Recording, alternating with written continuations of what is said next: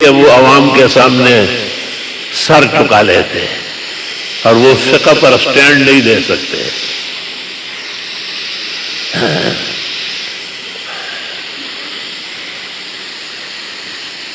فقہ ایک ایسا علم ہے کہ ایک بزرگ گزرے ہیں عیسیٰ ابن ابان، اور بہت بڑے حنفی عالم ہیں. وہ حج کے لیے تشریف لے گئے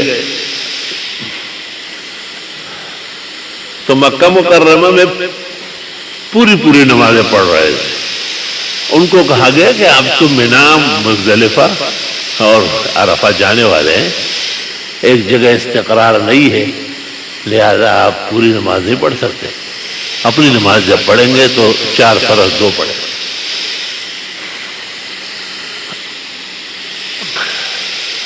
جب حج ہو گیا اور واپس مکہ آیا تو پہلے کی طرح آدھی پڑھتے تھے. تو انہوں نے پھر کسی عالم نے کہا کہ آپ بھی غلط کر رہے ہو، اب تو آپ کی توجہ پورا یہاں رہنے کی ہے اور آپ مقیم اقامہ 15 یومن ہو چکے، لہذا دونوں مسئلوں میں غلطی کر رہے ہو. تو عیسیٰ ابن ابان کہتے ہیں وقعتنی خطیئتان فی مسئلۃ واحدہ فراجعت کتب محمد ابن الحسن الشیبانی. اس کے بعد امام محمد کی کتابیں غور و خوض سے دیکھنا شروع کر دیا. یہ کوئی آسان کام نہیں ہے. سوچے کپڑے پہننا ہو، اپنے اوپر استری پھرانا ہو، داڑھی اور وہ کنگھی کرنا، یہ تو بہت آسان ہے. لیکن کتاب کا مغز سمجھنا اور کتاب کو عوام کے مطابق بنانا اور کتاب کے مسئلے سے عوام کا بھلا کرنا، یہ انبیاء اور علماء امت کا منصب ہے. اس مقصد کے لیے قوم نے مدرسے قائم کیے، چھوٹے بڑے متوسط، اور وہاں بڑے علوم پڑھائے جاتے ہیں. اور ان علوم میں قسم قسم کے آراء آتی ہے، لیکن کتاب اور استاد بنیاد ہوتا ہے، اس سے خلاف نہیں کرنا ہوتا. تو یہ آدمی شرف اور استقامت کا طالب اور عالم مانا جائے گا. اور اگر یہ کتاب نہ دیکھے یا استاذ کی نہ سنے تو یہ ایک کانٹا ہے جو کلاس میں گھسا ہوا ہے. یہ غلط کار انسان ہے جو اچھے لوگوں کے لباس میں نظر آیا ہے. لباس خضر میں شیطان بھی پھرتے ہیں. تو میری گزارش یہ ہے کہ مسائل اور مسائل کے مطابق رہنا سہنا یہ بہت ضروری ہے.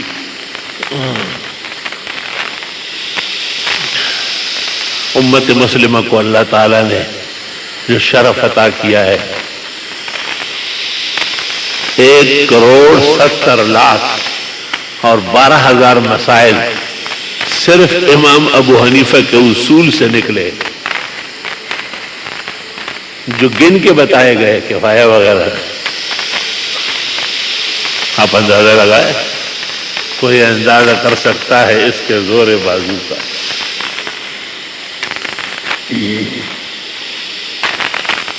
اور وہ جو امام شافعی رحمت اللہ علیہ اپنے شاگرد عزیز زمانے کے امام مجتہد امام احمد ابن حنبل کے ہاں مہمان ہوئے تھے. وہ آئے، ہمارے گھر خدا کی قدرت ہے، کبھی ہم ان کو کبھی اپنے گھر کو دیکھتے ہیں. امام احمد نے اپنی اہلیہ کو کہا جتنے کھانے ممکن ہو پکا لے آپ، کیونکہ میرے استاد بہت بڑے عالم ہیں اور کئی زندگی میں وہ ہمارے گھر مہمان ہیں. اسلام کی خوبیوں میں سے ہے کہ مہمان کا پورا اکرام کرے، ورنہ اس کی ایمان باللہ و آخرت میں کمی آ جائے گی.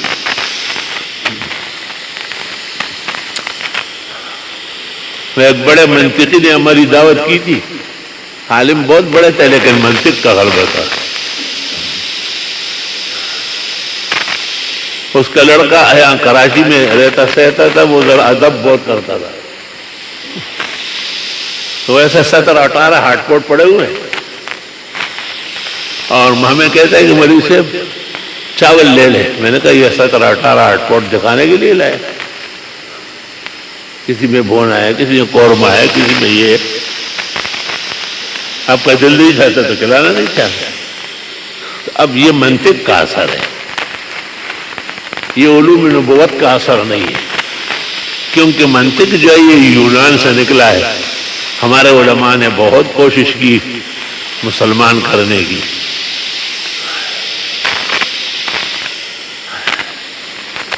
شاہ ولی اللہ محدث دہلوی کے جو والد ہیں شاہ عبد الرحیم صاحب،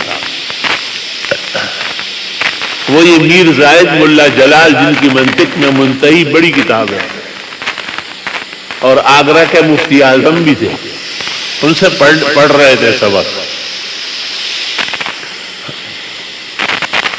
ایک دن مرزا ملا جلال نے کہا، منطقین ہے، کہ مولوی عبد الرحیم بازار سے افطار کے لیے کباب لے آؤ.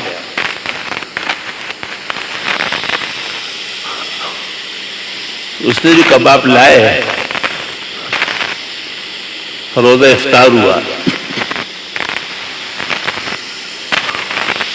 تو شاہ عبد الرحیم کو کہا کہ یہ کباب کچھ زیادہ نہیں تھے. انہوں نے کہا ان کا ایک کیس آپ کی عدالت میں ہے. انہوں نے کباب زیادہ دیے کہ ان کے ساتھ تھوڑی نرمی کرے. آپ نے کہا یا ظالم افسدت علینا الصوم سائر اليوم، دن بھر کا روزہ ہمارا برباد کیا. یہ تو رشوت ہے. یعنی ایسے مناتے کبھی گزرے جو اتنے متقی و پارسا و اللہ سے ڈرنے والے تھے. الحمدللہ علی ھذا.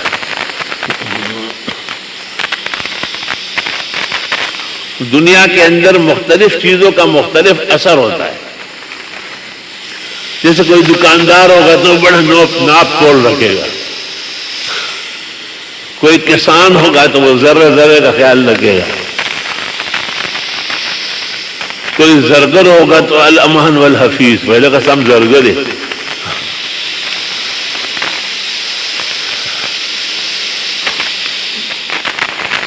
ہر انسان پر پیشے کا اثر ہے، لیکن یاد رکھنا علماء پر نبوت کا اثر. علماء پر ربانی آثار ہے. نماز وہ لوگوں کی پڑھاتے ہیں، درس وہ لوگوں کو دیتے ہیں. مساجد اور مدارس کی فکر وہ لوگوں کے لیے کرتے ہیں، کوئی شخصی مہارت تو نہیں ہوتی. تو دنیا کے اندر جتنے محکمے ہیں، فوج کا ہے، ایسائی کا ہے، بیرو کا ہے، ڈاکٹروں کا ہے، انجینئروں کا ہے، یہ بہت اچھا پڑھے، لیکن ان کو ڈگری جب تک امریکہ سے نہیں ملی ہو ان کی تنخواہ نہیں بڑھتی. دنیا میں واحد طبقہ ہے علماء جن کو اپنی صنعت پر اپنے استاد اور اپنے ادارے اور بورڈ کے علاوہ کسی کے دستخط کی ضرورت نہیں.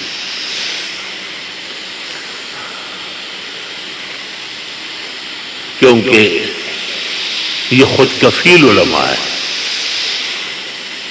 اور ہم جانتے ہیں کہ انہوں نے اسلام کی خدمت اور قدر کس سے شائن شان طریقے سے کی ہے.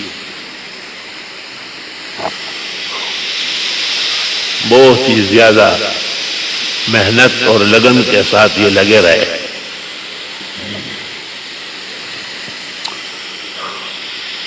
لیکن اگر کہ بت ہے جماعت کے آستینوں میں، مجھے ہے حکم اذا لا الہ الا اللہ. مجال ہے کہ یہ اپنے عقیدے سے پیچھے ہٹے. کمزور آدمی جو ہوتا ہے کسی کو بھی دیکھ لے تو شر شور ہو رہا ہے کہ بڑا اچھا تھا، بڑا عاشق رسول تھا. بھئی یہ پیغام کون سا ہے؟ اب تو عمرہ حج میں کہتے ہیں لبیک اللہم لبیک، وہ آپ کو منہ میں دے رہا ہے لبیک یا رسول اللہ لبیک. تمہیں اتنی بڑی بات سمجھ میں نہیں آتی؟ یہ لبیک اللہم لبیک یہ علماء کا نہیں، نبی کا بنایا ہوا ہے، وہی ہے. تو وہی میں تبدیلی کا حق کسی کو بھی نہیں ہے. کسی بھی ارادے سے کیا ہوگا باعث افسوس ہے.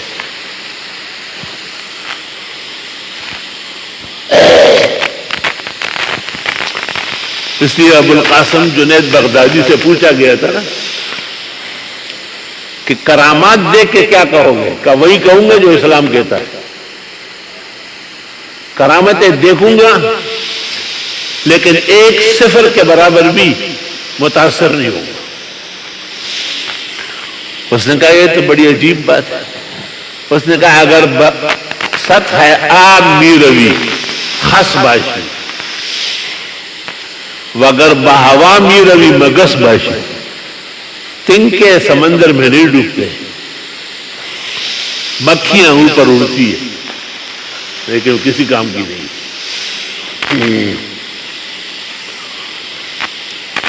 انہی ابو القاسم جنید بغدادی شیخ الطائفہ سے پوچھا گیا تھا. وہ ایک شخص جو آیا وہ کافی ساتھ رہا اور جانے لگا تو حضرت نے پوچھا کیسے آنا ہوا؟ کہ میں نے سنا آپ ولی اللہ ہے اور کرامتیں ہوتی ہے. میں نے تو کرامت نہیں دیکھی، 1 سال ہو گیا. ابو القاسم جنید بغدادی نے کہا سال بھر میں کرامت نہیں دے گی؟ کوئی کام نبی کی سنت کے خلاف دے گا ہے؟ اس نے کہا کہ ہرگز نہیں. کہ امتی کی سب سے بڑی کرامت یہ ہے کہ وہ استقامت علی سنت کا متصف ہے، سنتوں کا خیال رکھنا ہو. کمزور لوگ کمزور نظریے کے جلدی ڈر جاتے ہیں اور جن سے امید وفا تھی وہ بے وفا نکلے.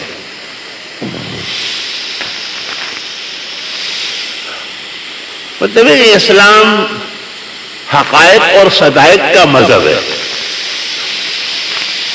اسلام میں عیسیٰ علیہ السلام کا مشہور ہے کہ وہ مردوں کو زندہ کرتے تھے، لیکن جس کو دیکھ کے ایک صحابی بھی عیسائی نہیں ہوا.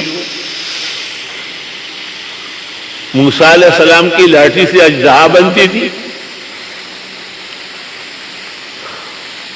اور فرعونیوں کے بنائے ہوئے اژدہاؤں کو کھا جاتی تھی، لیکن ایک مسلمان بھی الحمدللہ اسلام ایمان چھوڑ کر یہودی نہیں ہوا.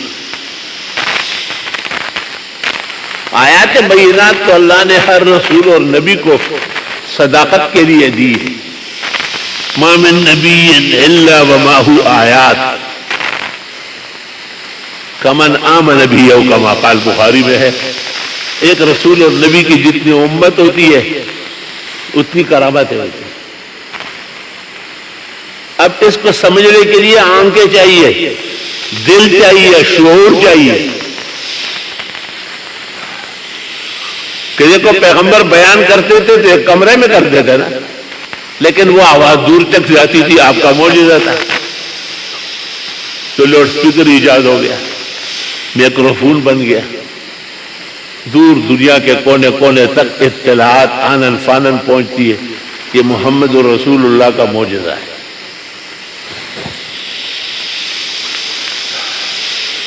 عیسیٰ علیہ السلام دم کرنے سے بچاتے تھے، اب سرجری ہوتی ہے، ڈرپ چڑھتے ہیں. بڑے بڑے اسپتال، بڑے بڑے انسٹیٹیوٹ،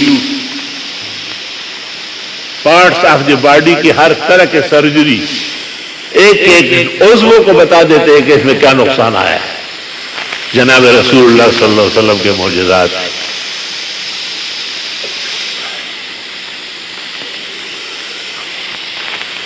موسیٰ علیہ السلام کی لاٹھی سے اژدہا بنا اور فرعون کے جادوگروں کا جو گلا سڑا تھا وہ سارا ملیا میٹ کیا، اور محمد رسول اللہ صلی اللہ علیہ وسلم کا ہر امتی ہر بلا، ہر مصیبت، ہر شدت کے لیے تیار ہے. پیچھے ہٹنے والا نہیں. طالبان دیکھیں خالی داڑیاں پگڑیاں ہیں. اتنے بڑے سپر پاور کو چاروں شانے چت لٹایا. ان کے پاس سوائے اللہ کے رحمت اور امداد کے اور کیا ہے؟ دنیا کا کوئی ملک نہیں جو پورا ان کے ساتھ ہو. خود پاکستان جو بہت ہی زیادہ پیارا تھا، وقت آیا تو انہوں نے بھی ساتھ چھوڑ دیا.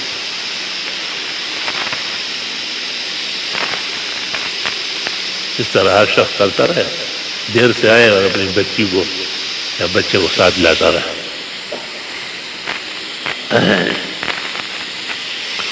اس لیے کہتے ہیں لِكُلِّ نَبِيٍّ فِي الْأَنَامِ فَضِيلَةٌ،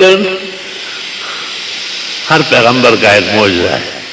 وَجُمْلَتُهَا مَجْمُوعَةٌ لِمُحَمَّدِ، اور سارے ملا کر محمد صلی اللہ علیہ وسلم کو دیے جائے، کیونکہ آپ کی امت کب تک ہے؟ آخرت کے آخری دن تک.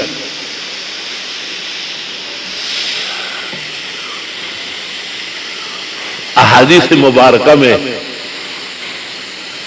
عبداللہ ابن سلام نے جو آپ سے پوچھا کہ قیامت کہاں قائم ہوگی، آپ نے کہا سرزمین شام میں. اس نے دوسرا سوال کیا کہ لوگ کیسے پہنچیں گے؟ کَأَنَّارُ تَحْشُرُ النَّاسَ، بخاری، آگ پہنچائے گی. یبیت معہم ویقیل معہم، ساتھ ساتھ رہے گی. تو پتہ چلا کہ آتشی لفٹ بننے والی ہے، جس کے بعد ہوائی جہاز، ہیلی کاپٹر، یہ تمام کے تمام بیکار ہو جائیں گے. اور یہاں سے آپ بٹن دبائیں گے، مثلا جیم آپ نے ڈالا تو جدہ، اس کے ساتھ میم اور کاف ڈالا تو مکہ، میم اور دال ڈالا تو مدینہ. اشارات احادیث مبارکہ میں آئے، اور امت پر اس کا کھوج لگاتی ہے، مختلف زاویوں سے اس کو اپناتی ہے. وہ ہم عید پڑھنے گئے، سامنے میدان میں گرمی کے دن تھے، بہت ہی حشر نشر گرمی پڑ گئی. تو ہمارے وہ ساتھی منصور بھائی کے چھوٹے بھائی سہیل، وہ مجھے لے کے گئے تھے، منصور نہیں تھے. تب وہاں سے جب ہم آئے، عید پڑھا کر، خطبہ دے کر، دعائیں کر کے،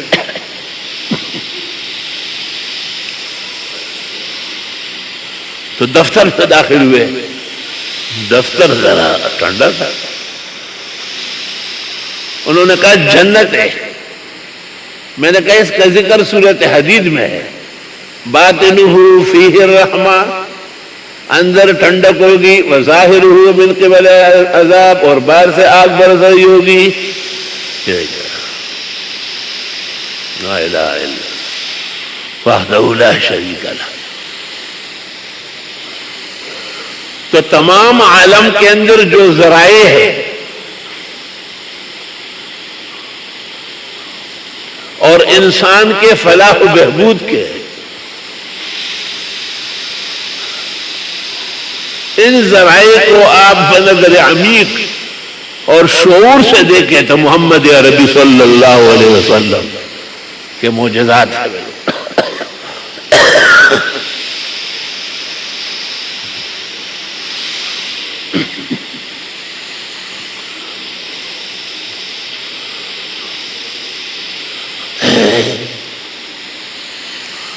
آپ نے حدیث میں کہا ہے کہ مکہ و مدینہ کے درمیان سرسبز زمین ہوگی اور بے انتہا پانی ہوگا، لیکن تم میں یقین کی کمی ہوگی.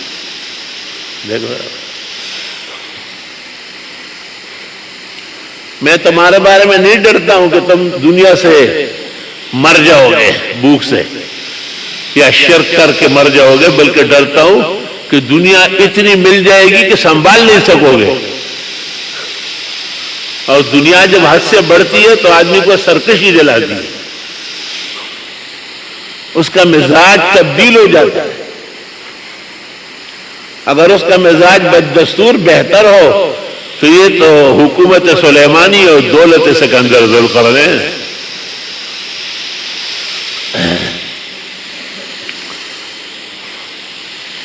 تو میرے عزیزوں اور میرے بھائیوں،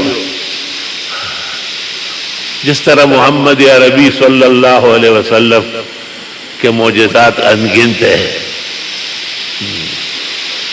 صوفیاء تو کہتے ہیں ہر گیائے کے بر زمین رویت وحدہ لا شریک می گویت، ہر پتا اور ہر ہرا گھاس جو زمین سے اٹھتی ہے اللہ کی عظمت، وحدت اور پیغمبر کی صدق کا اعلان کرتی ہے۔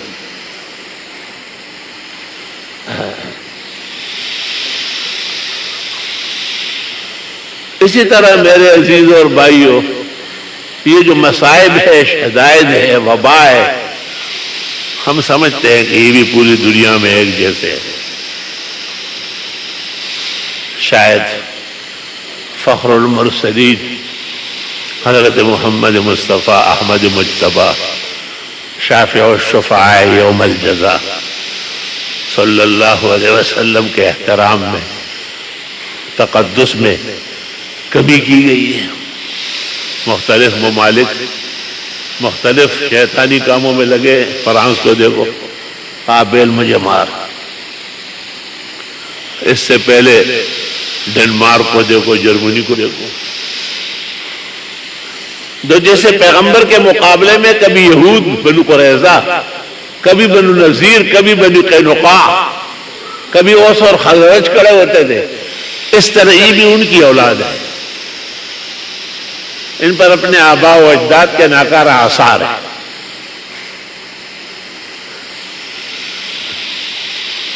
توبہ خدا توبہ۔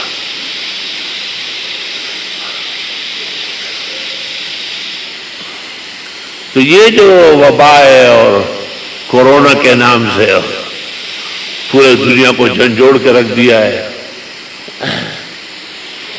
ایک ہی صف میں کھڑے ہو گئے محمود و حیات، نہ کوئی بندہ رہا نہ کوئی بندہ نواز۔ یہ بھی اس وجہ سے ہے کہ ہم نے کوئی خاص توجہ نہیں کی اور اللہ کے نعمتوں کا اور پیغمبر مرسل کے معجزات کا کما حق ہوئے احترام و ادب نہیں کیا ہے۔ اس سے پہلے مواعظ میں نے کہا ہے کہ امت تو پوری ہے، پوری دنیا جن اور انس، یا معاشر الجن والانس، لیکن وہ امت دعوت ہے، ہم نے ان کو دعوت بھی دی، اس لیے ان کے ہاں دھماکے بھی منائے، انہیں ناحق قتل کرنا بھی منائے، کیونکہ جس کو آپ دعوت دیتے ہیں، اتنا بڑا پروگرام سکھاتے ہیں، اس کو ماریں گے کیوں؟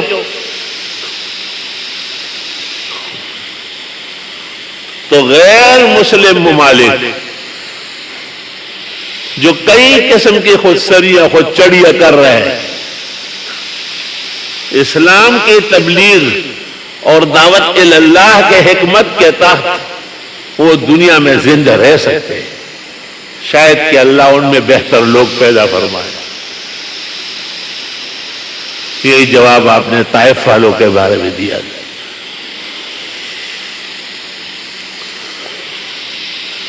فرق صرف اتنا ہوا کہ چونکہ انہوں نے محمد عربی صلی اللہ علیہ وسلم کو کما حق تسلیم نہیں کیا تو ان کا کام بڑھ گیا، گڑی بناؤ، سوئیاں بناؤ، ٹیکنالوجی نکالو، قسم قسم کے ایجادات کرو۔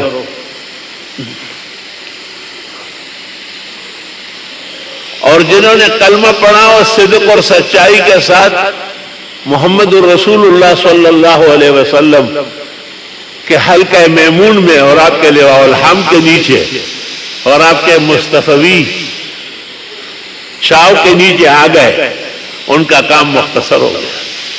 نمازیں پڑھو، روزے رکھو، زکوٰۃ صحیح طرح دو، رمضان کے روزے رکھو، حج کرو، جھوٹ مت بولو، بے وفائی نہ کرو، عہد شکنی نہیں کرو، سب و شتم نہ کرو،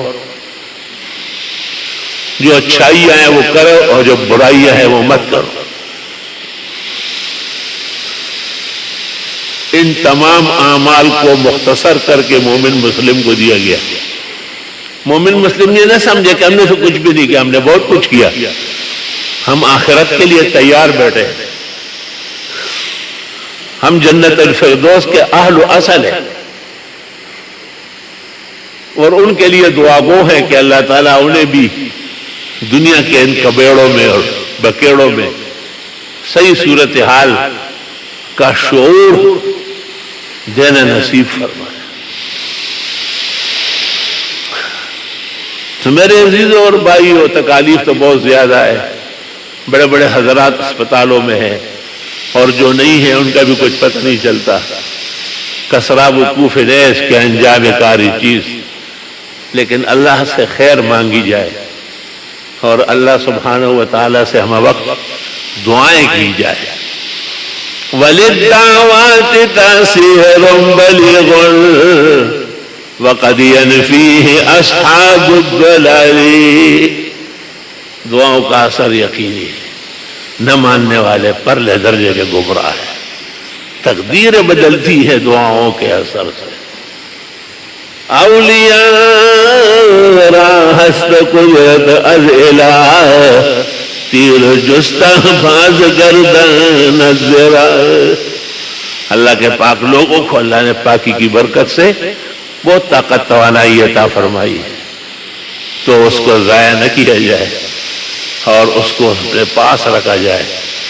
اور دنیا کی تکلیفیں ہیں، بیماریاں ہیں، تو گزر جائے گی، آخرت کے اندر انشاءاللہ ایمان کی سلامتی اور ایمان کا جو اصل قوت ہے، مومن کی نجات اور اس کا دخول جنت، اللہ تعالیٰ اس کو آسان سے نصیب کر دے گا۔ وآخر دعوانا الحمد۔